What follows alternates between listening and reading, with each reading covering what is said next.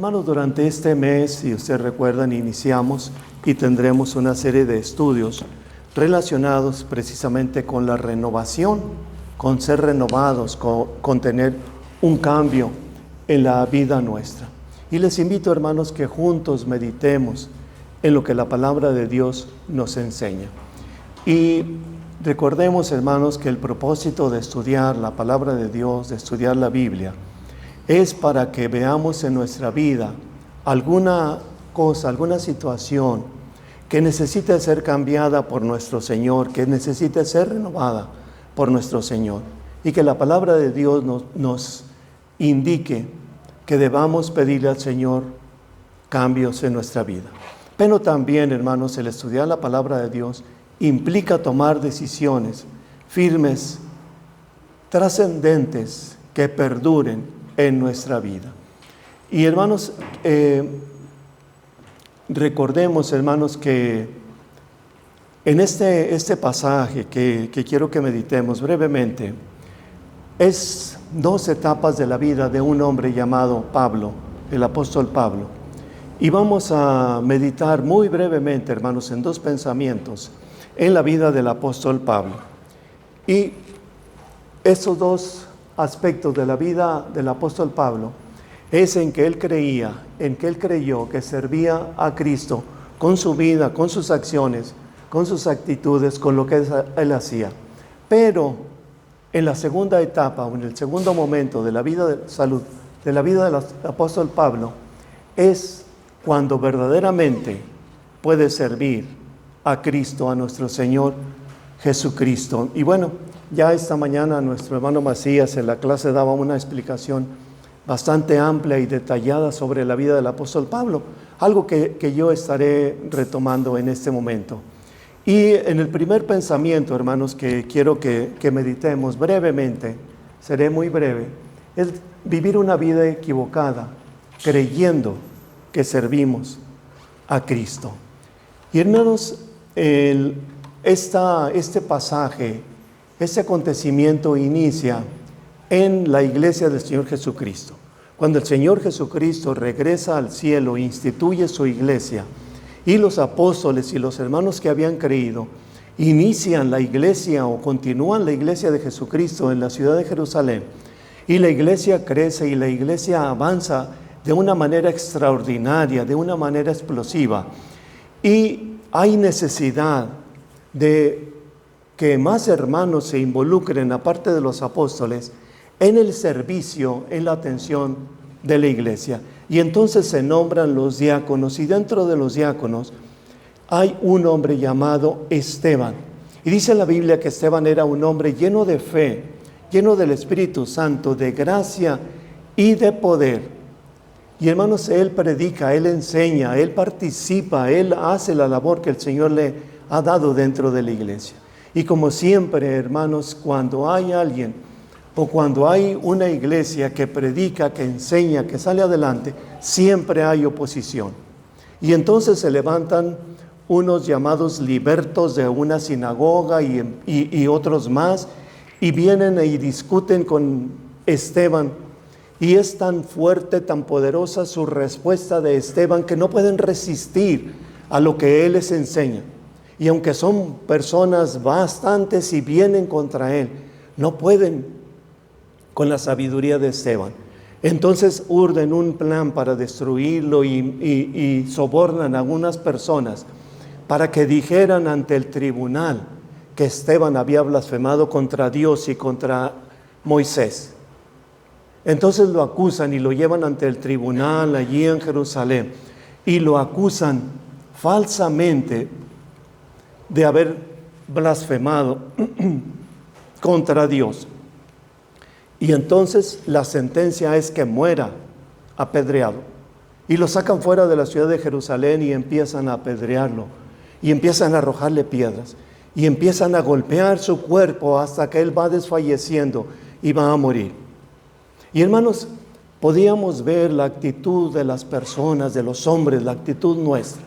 Cuando alguien no piensa igual que nosotros, cuando alguien no actúa igual que nosotros, entonces nos sentimos ofendidos, nos sentimos enojados y pensamos que debe hacerlo como nosotros pensamos, como nosotros queremos, como nosotros creemos que debe hacer. Y si no, está en contra de la voluntad de Dios. Hay un grupo de personas en nuestros días que exigen sus derechos y a veces exigen cuando ni siquiera son derechos lo que están exigiendo, y piden que se les dé oportunidades y que se les trate, etcétera, etcétera, etcétera, y una serie de peticiones, cuando ellos no son capaces de aceptar que otras personas piensen diferente a ellos, tengan una actitud diferente.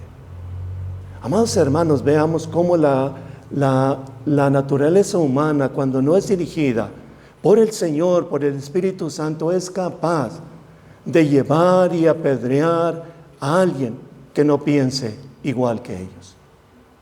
Cuando está ahí Esteban siendo apedreado, a punto de morir, expresa las siguientes palabras: recibe mi espíritu y no les tomes en cuenta este pecado. Y es apedreado hasta que muere. Y hermanos, dice la Biblia que cuando las personas que estaban observando esto vieron el rostro de Esteban, y era el rostro como de un ángel.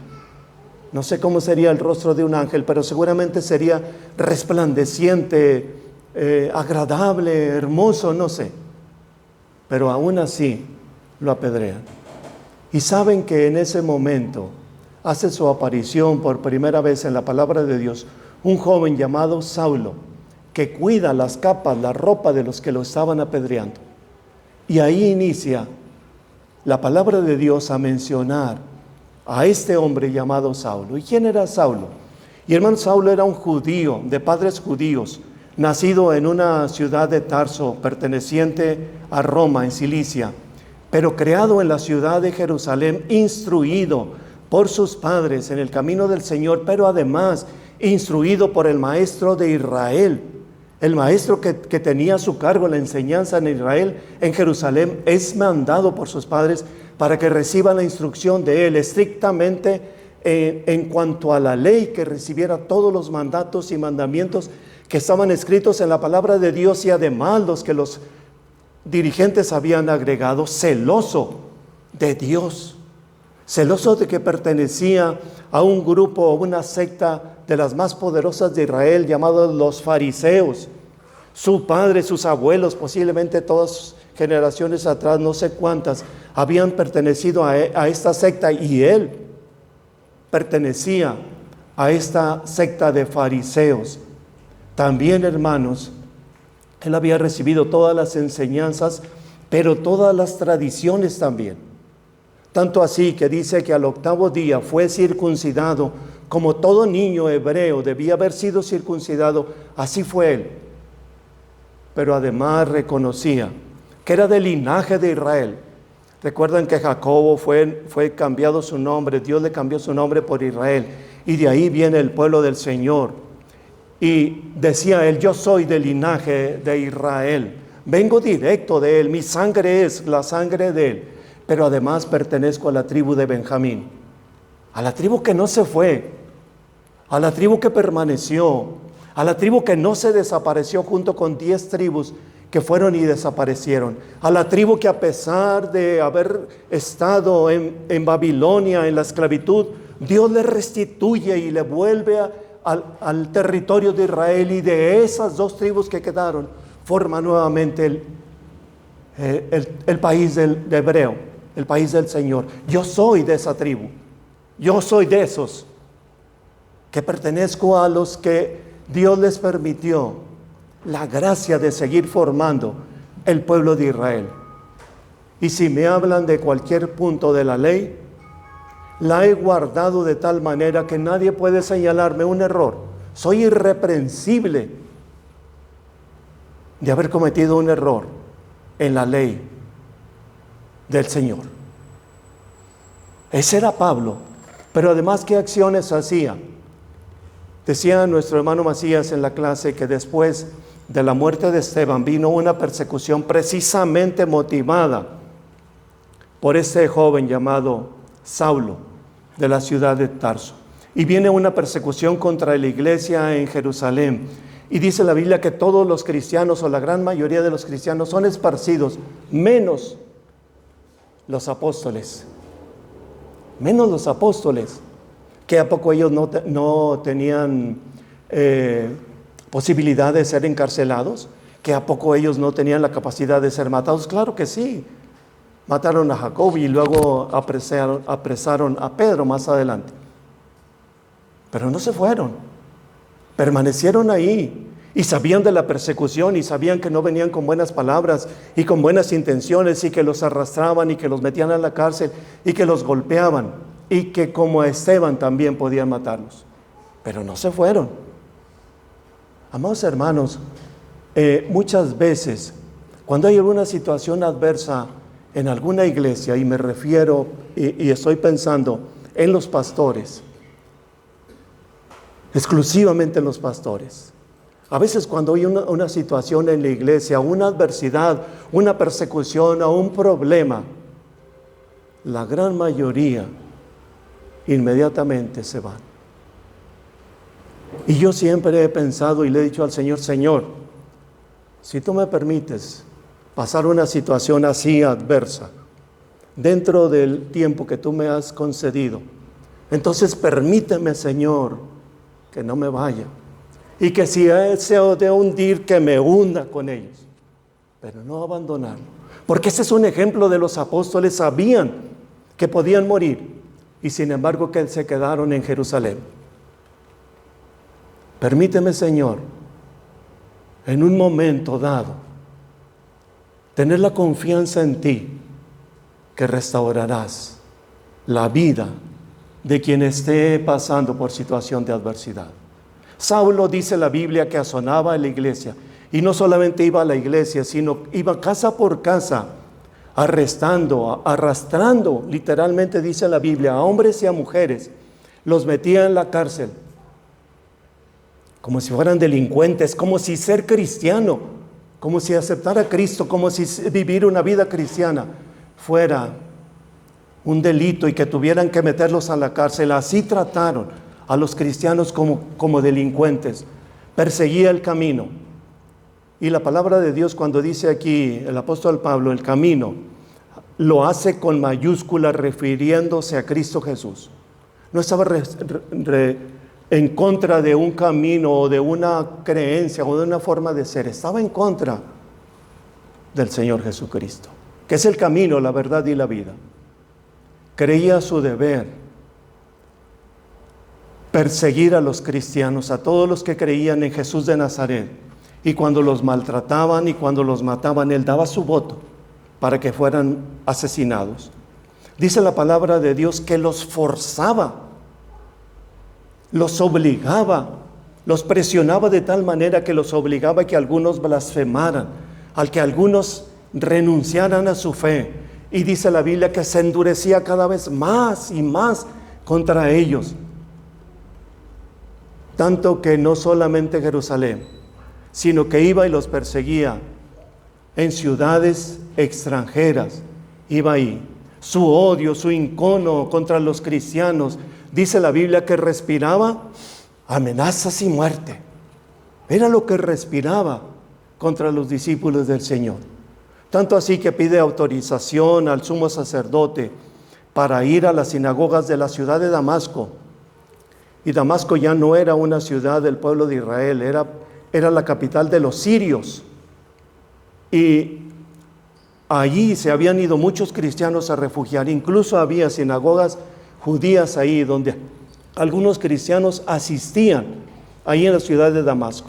Entonces, cuando él sabe que en Damasco hay cristianos congregándose en las sinagogas, pide cartas o autorización para ir a perseguir a los cristianos, hombres y mujeres, para traerlos presos a Jerusalén. Este hombre, este joven, dice la Biblia que todo eso hacía contra la iglesia del Señor. Ciertamente era un hombre importante, porque había escalado él etapas de su vida social, política, religiosamente. Era importante, era reconocido por los gobernantes, por los sacerdotes. Era un hombre valioso desde el punto de vista de ellos, pero era religioso, creía que servía a Dios, creía que estaba consagrado a Dios, creía que su celo contra los cristianos era servir a Dios. En sus creencias era firme, sus convicciones eran firmes en lo que había creído. Era un hombre aceptado por todos. Lo veían como un justiciero, como un héroe. Le reconocían. Además, leí hace poco un libro acerca del apóstol Pablo. Es un libro de historia, no es algo que venga en la Biblia. Pero el historiador que escribe ese libro decía que por las características del apóstol Pablo y por lo que había vivido desde su juventud, debió haber sido un joven moralmente limpio, un joven ejemplar, un joven excelente, un joven con gran futuro en Israel, un hombre orgulloso, un joven altivo, un joven poderoso. Casi todo lo tenía a su disposición, según menciona este historiador. Amados hermanos, todo esto que el apóstol Pablo, que Saulo vivía, todo esto que él tenía, todo esto que había logrado, más adelante dice que lo tiene por basura, por seguir el camino del Señor. Amados hermanos, ¿qué es lo que nosotros hemos logrado en nuestra vida? ¿Qué es lo que nos enorgullece? ¿Cuáles son nuestros triunfos? ¿Cuáles son nuestros logros? ¿Cuáles son nuestras satisfacciones? ¿Qué es lo que hemos hecho en nuestra vida secular, en nuestros trabajos, en nuestros estudios o dentro de la iglesia? ¿Qué hemos logrado? ¿Qué reconocimientos nos dan los hermanos? Para que todo ello, como dice el apóstol Pablo, no sea lo que nos mueva, no sea lo que nos motive, no sea lo que nos lleve a servir a Dios, sino el haber creído en el Señor Jesucristo y todo lo demás, que seamos nosotros, tenerlo como algo que no tiene valor. Todo lo que fue aquel hombre, aquel joven en su vida, lo desechó como algo que no tiene valor, como basura, decía el apóstol. Amados hermanos, ¿cuál es nuestra vida? ¿Cuál es la enseñanza que la palabra de Dios nos da en este pasaje? Cuando a veces pensamos que creemos que servimos a Dios, cuando no es así. Esto me lleva a un segundo pensamiento. Vivir la vida en Cristo, sirviendo verdaderamente al Señor Jesucristo. ¿En qué momento de su vida Saulo, con todas estas características, cambia? Con todas estas características tiene un cambio en su vida, tiene una forma diferente de conducirse. ¿En qué momento es renovado el apóstol Pablo? El nombre que algunos dicen que tenía dos nombres, Saulo y Pablo.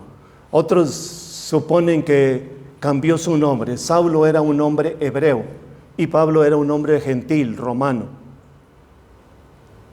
De ahí en adelante, o de lo que la palabra de Dios nos enseña, cambia su nombre a Pablo. Pero ¿dónde inicia la vida, el ministerio, la transformación, la renovación del apóstol Pablo?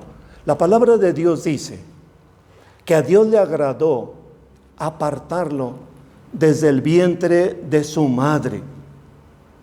Desde antes de que naciera, el apóstol Pablo había estado en la mente y en el corazón de Dios, lo había visto, y yo pienso que a lo mejor desde sus padres y a lo mejor desde antes de ser concebido, Dios ya sabía de este hombre y lo había llamado, y lo más importante, lo había escogido para que fuera su siervo y para que le sirviera desde antes de nacer.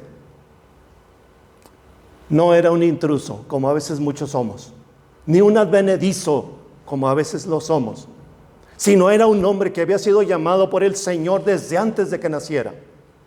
Y Dios condujo esa vida de ese niño y de ese joven hasta ese momento en que Dios lo llamó. Y le veíamos en la clase de este domingo que en el camino a la ciudad de Damasco iba a perseguir cristianos, a apresarlos, a golpearlos, a llevarlos a la cárcel. Y en el texto que leímos, dice Pablo en sus propias palabras que una luz más poderosa que el sol le rodeó y tuvo que caer al suelo, lo hizo caer al suelo. Y entonces escuchó una voz: Saulo, Saulo, ¿por qué me persigues? Y él contestó: ¿quién eres, Señor? Yo soy Jesús a quien tú persigues. Dura cosa te es dar coces contra el aguijón. Qué palabras tan sentidas, tan fuertes. Pablo estaba golpeando a un clavo. Estaba golpeando con su mano un clavo. ¿Quién se estaba hiriendo? ¿Quién se estaba lastimando? Pues él, creyendo que servía a Dios, estaba lastimándose él. Y entonces le dice que entre en la ciudad y que se le dirá lo que tiene que hacer. Temblando y temeroso dijo: Señor, ¿qué quieres que haga? Y el Señor le dijo: entra en la ciudad y se te dirá lo que debes hacer. Y llega a Damasco. Amados hermanos, muchas veces con nuestras palabras, con nuestras actitudes, con nuestras acciones, creemos que estamos sirviendo a Dios, cuando es lo contrario. Y hermanos, esto lo digo por mí, porque muchas veces en conversaciones particulares y muchas veces desde aquí, desde el púlpito, he hablado algunas palabras que han lastimado a alguien o que han servido de tropiezo a alguien. Y les pido disculpas, les pido perdón. Saulo, hermanos, cuando recibe a Cristo, se arrepintió y cambia radicalmente. Cambia, el arrepentimiento es un cambio que inicia precisamente en la forma de pensar, en la forma de nuestra mente, y esto conduce a nuestras palabras, a nuestras actitudes, a todo lo que hacemos. Cuando hay un cambio en nuestro pensamiento, entonces cambiamos. Y el cambio del corazón lo hace el Señor en forma total, en forma radical. ¿Cómo es ahora la vida de este hombre? Que era poderoso, que era orgulloso, que tenía todo lo que él quería.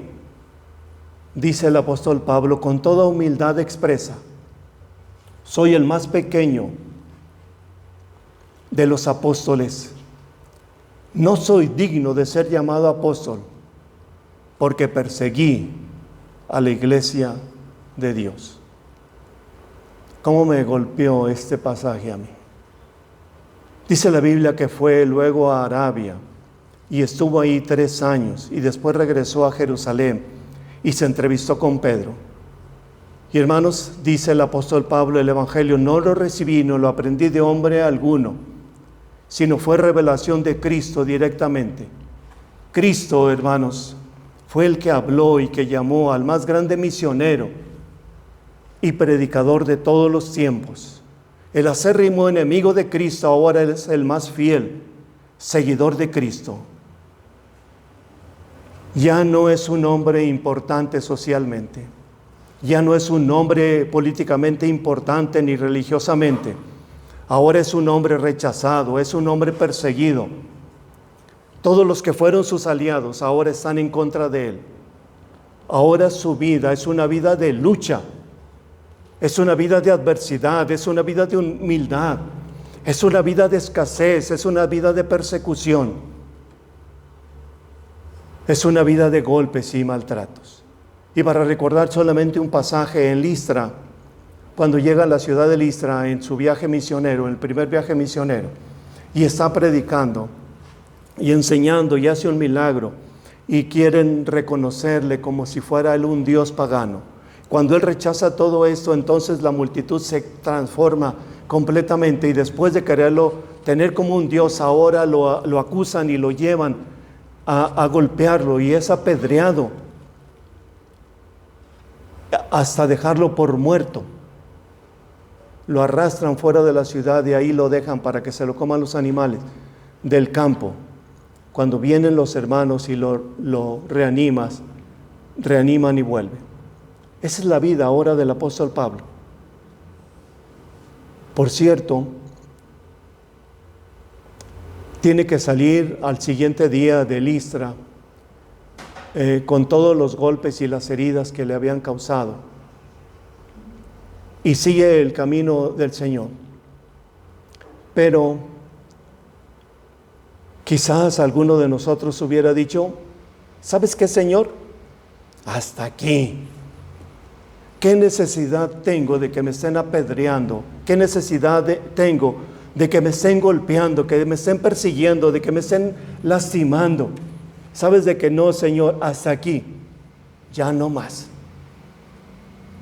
Y renuncio a tu servicio, renuncio al camino que me has marcado y vuelvo a mi camino anterior. Este pasaje me hizo pensar, y quiero traer a colación, cuando el pueblo de Israel está llegando a la tierra prometida la primera vez, y entonces Dios le dice a Moisés que envíe 12 hombres que reconozcan la tierra prometida. Y les pide Moisés 4 cosas: que observen cómo son las personas que viven en ese lugar, que vean cuáles son las construcciones, cómo son las ciudades. Y tercero, que vea cómo es el campo, si es fértil, si hay árboles, si hay siembras o no. Y el cuarto, que traigan evidencia de lo que ven en la tierra prometida. Y cuando regresan los 12, aquellos que se les llama los 12 espías, regresan, y 10 de ellos tienen una perspectiva y dicen: no podemos entrar. La gente que vive ahí son tan grandes que son gigantes, y nosotros somos como insectos que nos pueden pisar en cualquier momento. No podemos entrar, no está la oportunidad para que entremos. 2 de ellos dicen: es nuestra la tierra prometida. Aunque sean gigantes, tenemos un Dios más poderoso que ellos. Vamos, tomemos la tierra. 2 perspectivas diferentes. Todos habían visto lo mismo. Todos habían estado en el mismo territorio. Todos habían visto las mismas personas. Todos habían traído los mismos frutos. Pero tenían perspectivas diferentes. Unos estaban derrotados y otros estaban confiando en Dios. Amados hermanos, ¿cuáles son nuestras perspectivas ante los problemas, ante las adversidades, ante las situaciones difíciles, ante las enfermedades o ante cualquier gigante que se levante en contra nuestra? ¿Cuál es nuestra perspectiva? ¿Nos achicamos? ¿Retrocedemos? ¿Nos sentimos insectos? ¿Vemos que los problemas son tan grandes que no podemos con ellos? ¿O tomamos la decisión de aquellos 2 hombres, Josué y Caleb? Con nosotros está el Dios más poderoso. Podemos entrar y podemos tomar la tierra prometida. Podemos nosotros también, hermanos, enfrentar cualquier adversidad, cualquier problema, cualquier situación que sea gigante contra nosotros. No porque seamos fuertes ni poderosos, ni mucho menos, sino porque Dios es el que nos da la victoria. Amados hermanos, en contraste con esta situación que habían vivido o que vivía el apóstol Pablo, de persecución, que había vivido de golpes, que había vivido de desprecio por muchas personas en el camino del servicio a Dios, en contraste a ello, hermanos, el apóstol Pablo fue un hombre apreciado por las iglesias y por los hermanos. Fue un hombre al que amaron los hermanos. Fue un hombre el que fue visitado cuando estuvo preso en Roma. Iban los hermanos hasta el lugar donde estaba preso y lo visitaban y le llevaban palabras de fortaleza, palabras de aliento. La palabra de Dios dice que cuando venía a la ciudad de Roma preso, para ser juzgado por César. Venía y había pasado ya una serie de situaciones adversas, entre ellas un naufragio donde llegaron a la isla de Malta, donde fue mordido por una serpiente, una serie de situaciones en su vida adversa. Y cuando llegan al puerto para ir a la ciudad de Roma, dice la Biblia que los hermanos que vivían en Roma, que lo reconocían y que sabían de él, salieron a encontrarlo 35 kilómetros para encontrar al apóstol Pablo hasta el foro de Apio y las 3 tabernas. 35 kilómetros caminando. Hoy en el carro rápido se recorre. 35 kilómetros caminando solamente para encontrarse con el apóstol Pablo. Era su amor, su cariño, su aprecio tanto, que no les importó realizar todo ese camino. Leía que es más o menos lo que camina una persona en un día. Entonces tuvieron que salir un día antes y hacer todo el recorrido y hasta el siguiente día llegar a encontrar al apóstol Pablo. Y dice la Biblia que cuando llegó el apóstol Pablo y vio a los hermanos, se llenó, dio gracias a Dios y cobró ánimo en lo que estaba viviendo.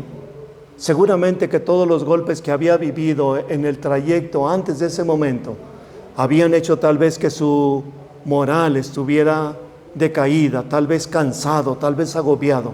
Ya para estas fechas no era un joven, pero cuando ve a los hermanos, da gracias a Dios y cobra ánimo. Otro pasaje en Mileto, en la ciudad de Mileto, cuando se despide de los hermanos, dice que se arrodillan para orar. Y cuando se despide de ellos, lo abrazan, lo besan y lloran con él por su partida. Era amado también por los hermanos. No solamente esa vida de lucha, de golpes, de persecución, de adversidades. También el Señor le abría un camino importante con sus hermanos, con las iglesias a donde había predicado, con los hermanos a los que les había llevado el Evangelio. Fue un gran siervo de Dios, hermanos, un gran misionero. Realizó 3 viajes misioneros caminando, cubriendo un territorio muy amplio para llevar el mensaje de salvación y para predicar la palabra de Dios. En todos los lugares donde los hermanos estuvieron dispuestos, estableció, plantó iglesias, predicó a todas las personas, gobernantes y no, tuvo el valor de predicarles. ¿Y saben qué tan grande y tan glorioso creo yo?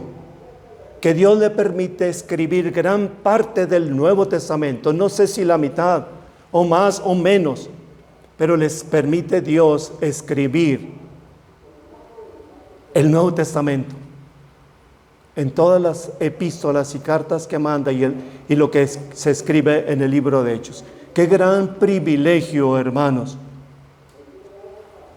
Dios le da a este hombre. Hoy nosotros no tenemos que escribir el Evangelio, ni un versículo siquiera, pero Dios nos da la oportunidad que con nuestra propia vida podamos presentar el Evangelio y puedan ver en nosotros, en nuestra vida, realmente las palabras de Cristo y podamos escribir en nuestra propia vida el Evangelio de nuestro Señor Jesucristo. Él, Pablo, hizo todo eso, se arrepintió y fue escogido, fue llamado por Dios.